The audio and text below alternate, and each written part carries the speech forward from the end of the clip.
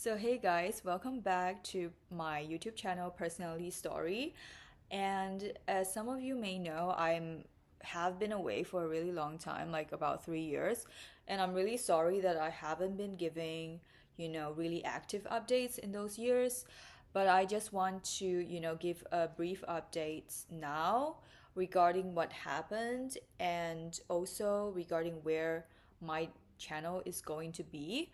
So there are some massive changes up ahead in terms of my channel content.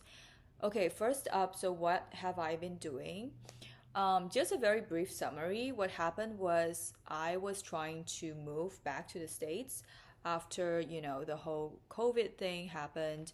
And when you return to the States as a student, so I was in grad school, I'm basically not allowed to make any money.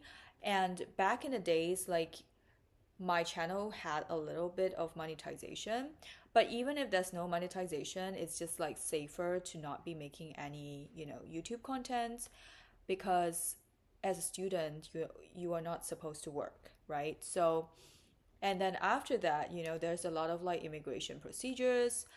So that like prevents me from going back to YouTube. And so that's like the front part of what happened. Another part is I really want to talk about where this channel is growing. Okay. So I want this channel to be about both the MBTI stuff and also about general psychology. The reason is because I just have a lot of passion for psychology in general, and obviously this channel grew really fast because of MBTI, and I'm really glad that, a lot of people are actually super interested in MBTI. It has really taken off in like places like, China and South Korea, and I think that's a very interesting development considering that, places that have traditionally more conformist values on personality types are now embracing this and learning more about how different people, function, like our different preferences. And I think that is a good start. And so my channel in the future is also going to be touching on Carl Jung's concepts and a lot of like, modern psychology. So hope you will stay around for that as well. And today we are going to be talking about countries and personality types. And I want to really preface this by saying the reason I want to do this video is because I think there is a very legitimate way of understanding culture and values of a place based on this system. And obviously, it's not going to be a perfect system. Like, you're not going to know like everything about a country based on the personality types, right? But knowing the personality type of a country is going to help you a lot when it comes to understanding their culture, lifestyle, like what are the social norms in that country. And it can help you to make a more informed decision if you ever want to make a move, right? And I notice that, obviously in my people in my age range and also people who are, in their 20s or 30s tend to, seek out places that are either more suitable or more aligned with their personality type or are going to give them the opportunities for growth, maybe in terms of, career path, or it could be in terms of, just like general atmosphere. Like they feel like maybe their hometown doesn't provide them with that level of expansion, right? So, one thing that you may want to know is a lot of people move to places, based on different reasons, right? Some people may move because they are influenced by pop culture. And the thing about pop culture is it can be somewhat of a marketing device, right? Like, but the thing is, pop culture is not 100% accurate because you only see like the good stuff, obviously, like the really glamorous things. So let's say if you love a certain country's pop culture and then you decide to move there because you think that your life is going to look like what the pop culture, shows you. It may be somewhat, some parts of it may be accurate, but a lot of it is also um, that might be cultural shock, right? That might be things that you don't know. And so when we know about the country's personality type, I think that is like a really efficient, a really efficient way. Oh my God, using extroverted thinking. A really efficient way to just like have a grand idea, like, oh, this is like the culture, this is like the values of this place. And I'm gonna give you a few examples so you know what I'm talking about, okay? I know this concept of personality typing a place is not exactly mainstream, even though some YouTubers have done it as sort of like a humor take. But I personally find it to be super accurate at times. So I have a list of countries, and I'm just gonna give you like some of the common ones that I personally know that I have been to also. So it's more accurate. So USA is commonly typed as ESTP. And when you look at a country's personality type, first of all, a country's personality type represents their overarching values and also culture. So when you look at the type ESTP, right, we want to look at it from like a culture and like value standpoint, right? Because we're not talking about people. We're not talking about an individual who is ESTP. We're talking about a whole nation. So what you see in ESTP, we are going to go off, the generalization a little bit. ESTPs are known for their independence, right? ESTPs are known for freedom, like being free spirited, like pursuing their own goals. ESTPs can be very driven. They can be very ambitious, right? And but they are also like laid back about social rules and social norms in a way that some of the other types like ESTJ or ENTJs may not be, right? So we generally have this idea of an ESTP being a person, but when we extrapolate it into a nation, okay, we are going to see a lot of these traits and characteristics of USA in like the traits that I've mentioned before. And what is interesting that I have noticed, because I have obviously lived in the States for quite a number of years, I would say about 6 years now, is that interestingly, the personality traits of a country actually affects the individuals living in that country. So even if you're not an ESTP, on some level, you are going to be impacted by ESTP values. Okay, so the values can be individualism, it can be, being more chill about social norms, it can be, having, career drive, it can be um, extroversion, right? So social, like valuing of not like social rules, but valuing of like social groups, right? Valuing of saying hi to people, for example, like down the streets. Like a lot of Americans are more extrovert presenting compared to, like, let's say a European country where most people are expected to keep to themselves, right? So even if you are not an ESTP, but if you live in USA and you have been there for long enough, you are going to be impacted by the social norms of this personality type. So this goes with other personality types as well. So I'm going to give you another example, and that is the country China. I mean, it's a very different country, obviously.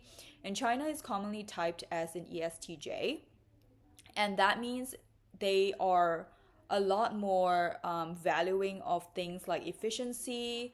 So when you go to China, I mean, I don't know if people have traveled there, but if you have traveled there, you would know that the transportation there, right, is a lot more focused on speed, and services are also very fast. So like USA is more like focused on individualism, like independence. People drive a lot, but in China and also a lot of other Asian countries where there is an STJ, personality type dominance. Um, People generally just, really care about speed, and the public transportation is a very huge, reflection of that. Like there is a lot of like things like bullet trains. Obviously it speaks to infrastructure, because ESTJ is generally a personality type that really is very good at constructing infrastructure and systems, right? So, as a country, right, when you look at how the culture is built, right, China, for example, and also some other Asian countries with the STJ personality type, Singapore is actually ISTJ, so it's similar, a little more like a low key version, but they also are very competitive. There's a detail oriented nature to the ESTJ. So what that looks like on a country level is they are going to be, very competitive from a young age when it comes to, things like the academics, right? And things like following the rules. It could be things like, classroom rules, all the way to the workplace. There's a lot more focus on structure. There's a lot more focus on, making sure that, you are living the life that is following the social norms. So that is going to be what you can expect when you are living in a country that is more of an STJ structure. For example, in Singapore, there is a lot more laws regarding, littering, regarding like what you can bring on the train, regarding, the things that you are allowed to do at night. Like you're not allowed to purchase alcohol, I think after 11 p.m. and drink on the streets. Anyway, I don't have like the exact type of law and order available, but generally speaking, when you live in a place that is more STJ valuing, they are going to have a lot more of this law and order stuff, okay, that is emphasized. But at the same time, you get a lot more efficiency, you get a lot more speed, and things, convenience, right? Things work, generally speaking, in a more speedy way. Okay, so we can also look at some other personality types for reference. Okay, I believe that France is commonly typed as ISFP, and so we have this like very romantic, feeling personality. And ISFPs, I believe Italy might also be ISFP. I'm not 100% sure. I've never been to Italy, so like, if I'm not correct, let me know. So Italy is commonly typed as ISFP as well, along with France. And so what that means is when it comes to what they value, right? They value a lot of emotional sensitivity and not so much of a hustle culture, okay?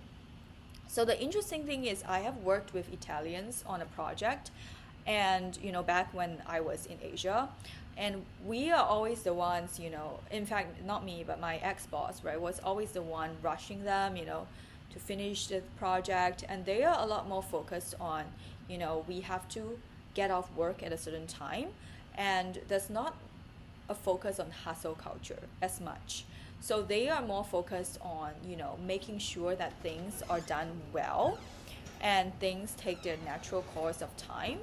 And because there is a focus on introverted feeling, right, there is this focus on individuality, individual feelings. There is a huge impact on the architecture and the art scene. So like obviously like France and Italy are really known for their art scene. Like they are very valuing of people who are writers, artists. They look up to them, they have a lot of opportunities for them. And I don't know if things have changed in recent years, but that's like historically that has been, what is known about those personality types, right? And when it comes to countries like South Korea and Japan, for example, they are also SJ types. A lot of Asian countries are SJ personality types, which I am not sure why. Um, some people may have to do some historical digging to why personality types and countries, and dominant like personality types and countries trends emerge. But yeah, like Asian countries traditionally have an SJ personality type, and I believe that South Korea is typed as an SFJ. So it's usually like ISFJ, ESFJ, like that's the common typing of South Korea as a country. And what that means when it comes to an entire like cultural phenomenon, right? It means that this is a country that really cares about social harmony and social rules. Because when you look at SFJ as a personality and you look at the functions, right, we have introverted sensing that is really focused on, you know, maintaining stability and homeostasis. And we also have, extroverted feeling that is really focused on social group harmony. And so when we look at it across the entire nation, this usually creates a culture where there is a focus on, group dynamics. So if you have lived in South Korea before, you would know that, they value things like calling someone who's older than them, right, by a different way of label. So you're not supposed to have the same like label for someone who is older than you. You have to kind of obey the social norms in that place. And at the same time, because of the SFJ focus on, extroverted feeling, which is based on how other people feel about you, as a country, it can also mean that it tends to be more focused on how your behavior impacts other people. So that means if you come across a certain way that is not considered very socially acceptable, then you may actually face harsher judgment compared to, let's say, a place like, France or USA, where the personality type is more like an SP personality type. So they don't really care as much, relatively speaking, when it comes to, extroverted feeling and having to, be socially acceptable in terms of the way you dress, the way you look. There's a lot less rules, like it's a lot more relaxed in that aspect. Okay, this is just like generalization, but it does hold true, when it comes to real life settings. So the interesting thing comes about when we have a large country context. So when you live in a country like America, again, I'm going to use that as an example because I have more experience living here. There are different cities. So there is a little bit more of a complication, right? So when there are different cities in a big country, what tends to happen is, okay, so within a country, right, there is a general personality type, which is for USA is ESTP.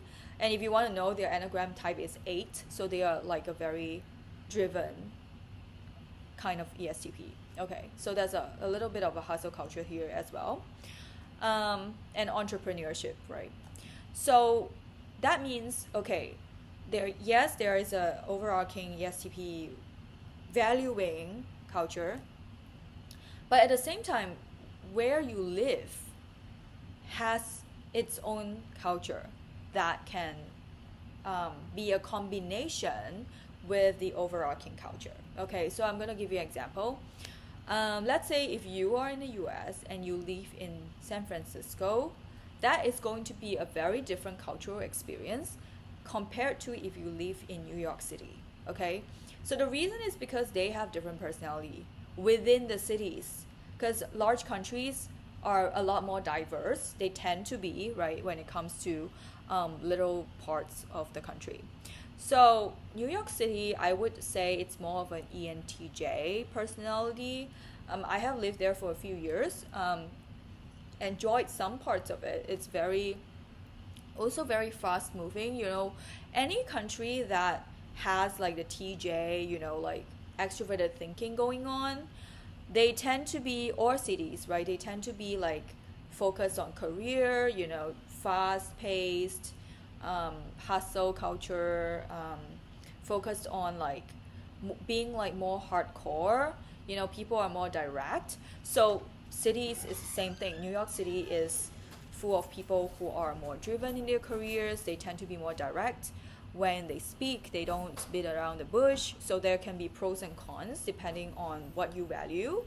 And yeah, they also value introverted intuition, meaning they have the more intellectual side. They have like the finance side, the arts side, the literary scene is great, right? So you know it's a very like bustling city with a lot of things going on, and people tend to be a little intense and very direct. So it's reflective of the ENTJ personality type of the city. In comparison, I would say San Francisco is interesting because it has like a combination situation. I feel like San Francisco has like a huge percentage of the population is like NFPs. So we have like the hippies, like the, like alternative, like golf scene, and people are, really into politics. Like people are really, into very left politics, like left-wing politics. So they tend to be like NFP, you know, personality types with a lot of alternative lifestyles.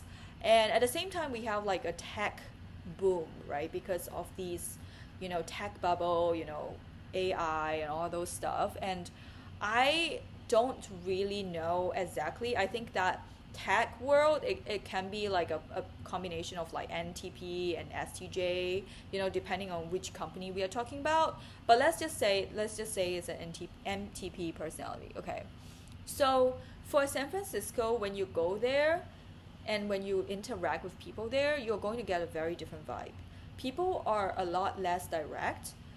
People will, depending on who you interact with, if you interact with like the more alternative crowd, they're going to be leading with a lot more, NFP values, right? A lot of like things like introverted feelings. So they are going to be less direct and less like straightforward and sort of fast paced. So people walk a lot slower on the streets. They are very less likely to just randomly like shout some vulgarities at you, which like if you have been to places that are very, I don't know why this is a thing, but traditionally I feel like ENTJ cities tend to be, or NTJ cities tend to be the most aggressive. Okay, like New York City, for example, right? And also Hong Kong is, I believe, some NTJ personality type, and people are a lot more aggressive there, right? So New York and Hong Kong have similar cultures, and they are also very financed. So traditionally, NTJ personality types, when it's a city stretched out in that way, the extroverted thinking and extroverted sensing combo is aggressive and to your face. So people would like criticize you and be aggressive to you on the streets, but it doesn't really mean anything personally. It's just like they just do it to everybody, right? Like they would rush you if they're on the way to work. If you walk too slow, like they will say something to you, but it's not like they have anything personal against you. So yeah, so like where you live, like people really do follow like unspoken rules of the place. So why is it so important to know the personality types? Is because you want to make sure that you are in a place, or at least that you are maybe on the way to a place that is potentially going to be a better personality fit for you. Or the alternative to that is you can find your own enclave, because obviously in a larger country or even in a city, there is going to be small little communities, right? So even if you don't fit with the larger culture, you can find like your little enclaves where you fit in and where your personality type can have the maximum level of appreciation and also where you can get the best opportunities, right? So currently I am in Los Angeles. I am not in the one near Hollywood. I'm not in like central Los Angeles, but I am part of the county. And even in my first few weeks here, I have seen a lot of personality difference in the people here compared to people in San Francisco, where it's a lot more tech driven now. Because like I said, of tech boom, like most people are working in tech, most people, kind of use the tech jargon a lot, but over here is a completely different landscape, right? People are a lot more obviously, into entertainment. They care about their appearance a lot more. I mean, again, it's not like a pro or con, it's more like personal preference, right? So San Francisco, they are more like dressed down, casual wear, and Los Angeles, because of the personality type of being, I would say it's like ESFP. That's like the predominant personality type of Los Angeles as a city. So people, even if let's say that you are an introvert in Los Angeles, right? People tend to like dress to impress. So it's like you naturally will gravitate towards the predominant culture, even if you yourself are not exactly the same personality. Because the place that you're in, the environment that you're in, is going to influence you, whether you like it or not, right? So I'm going to give you an example. Like me, INFJ, right, living in Los Angeles, I definitely feel like I enjoy dressing up here because I've always enjoyed dressing up, right? But there's just like more opportunities to kind of be, um, seen and also be networking because of where I am. Whereas like in San Francisco, because like most people don't dress up and there is like less of a culture there, and also like there's no one for me to really get to know in a content creation sphere. So my lifestyle is like different there, right? And also back in Singapore, when people are all really practical and because of the ISTJ personality, like even for like the more NF personality types, what I notice is when they are living in Singapore, they tend to, be influenced by their peers, right? So they may sometimes be peer pressured to, let's say, give up their more entrepreneurial lifestyle or give up a more unconventional career for like a more conventional 9 to 5. So you do get heavily influenced by where you are. And that is what I want to make very clear in this video. And I hope that this video is not all over the place because I made a comeback after 3 years. So like some things might be a little rusty, but as the time is little like getting a little long, so I want to just tie it up, all right, by saying that you don't necessarily have to move to a place that is your personality type, but if you are able to obviously move to a place that reflects more of your values, that can be a thing to take note of. Yeah, that can be like something to be aware of, whether it benefits your personality's expansion, right? And also your career. So it's really up to you. Like if you stay in your hometown and it's great, and even though it's not 100% you, but you can find your little enclave, like that could work for you. Or for some other people, they prefer, to move to the place that is going to give them maximum, exposure to what they really want to see more in their lives. So it really depends on what you want to do with the information at hand. So I hope this helps in your decision making, and if you have any more questions or anything that you want to contribute about what you think about personality types and places, please drop a comment in under the video. And also I want to tell you, you can support this channel by purchasing a personality themed merch. So I'm going to show you one of the designs. This is a design for the INFJ personality. Sorry, it's a little crumpled right now, but it's designed by my very talented designer friend from SF, and you can support me also by buying me a coffee or donating a Patreon. So thank you so much. And remember to like and subscribe and follow for more.